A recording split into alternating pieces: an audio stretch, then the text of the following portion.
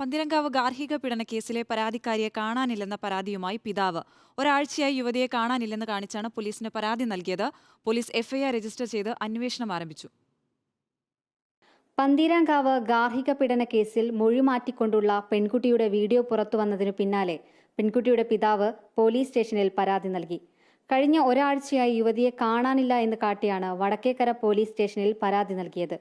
പരാതിയിൽ police FIR register ചെയ്തു. പെൺകുട്ടി താമസിക്കുന്നത് കഴക്കൂട്ടം പോലീസ് സ്റ്റേഷൻ പരിധിയിലായതിനാൽ പരാതി അങ്ങോട്ട് കൈമാറുമെന്ന് വടക്കേക്കര പോലീസ് അറിയിച്ചു. അതിനിടെ തന്നെ ആരും തട്ടിക്കൊണ്ടുപോയിട്ടില്ല എന്ന് പറയുന്ന രണ്ടാമത്തെ വീഡിയോയും പെൺകുട്ടി സോഷ്യൽ മീഡിയയിൽ പോസ്റ്റ് ചെയ്തു. അച്ഛനും അമ്മയും ആത്മഹത്യ ചെയ്യുമെന്ന് പറഞ്ഞതിനാലാണ് താൻ കള്ളം പറഞ്ഞതെന്നും വീട്ടിൽ നിന്നുകൊണ്ട് സത്യങ്ങൾ തുറന്നു പറയാനാകില്ല എന്നുമാണ് പെൺകുട്ടി ആദ്യത്തെ വീഡിയോയിൽ വ്യക്തമാക്കിയത്. അച്ഛൻ ആത്മഹത്യ ഭീഷണി മുഴക്കിയതോടെയാണ് കള്ളം പറഞ്ഞതെന്നും വീഡിയോയിൽ പറയുന്നു. എന്നാൽ പെൺകുട്ടിയുടെ ശരീരത്തിലുണ്ടായ പരിക്കുകളടക്കം ഡോക്ടർമാർ പരിശോധിച്ചു റിപ്പോർട്ട് നൽകിയിട്ടുണ്ടെന്നും രഹസ്യമൊഴിയിൽ പെൺകുട്ടി പറഞ്ഞ കാര്യങ്ങൾ നിലനിൽക്കുമെന്നും അന്വേഷണ സംഘവും വ്യക്തമാക്കി.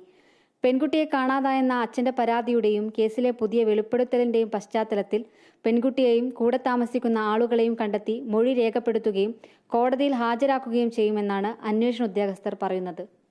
റിപ്പോർട്ടർ, കൊച്ചി.